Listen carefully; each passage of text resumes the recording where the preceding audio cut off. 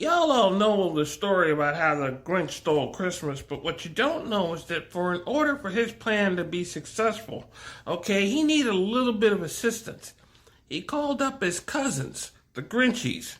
They live in this island that's off the coast of Africa somewhere. They're kind of weird. They're like 3 foot tall, half Grinch, half elf.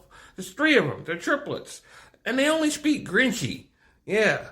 Anyway, he called them. He had to call them because he couldn't afford to have Santa showing up in Whoville, spoiling his whole plans, right? So he called his cousins the Grinchies, right? And they actually went up to the North Pole, found and kidnapped Santa Claus. Yeah, they were holding him, okay, until the Grinch called and said, like, yo, I kind of had this, like, change of heart, all right? You can let Santa go now, right? Which they weren't too happy with, but unfortunately, Christmas happens like a whole day sooner on Whoville than it does for the rest of the world.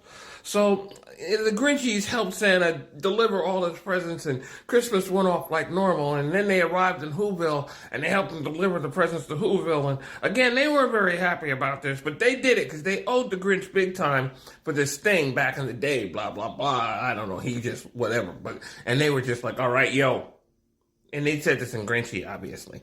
Yeah, the debt's paid. Okay, that's it. We ain't doing no more nice things. We don't know who you are, what has happened to you. Goodbye.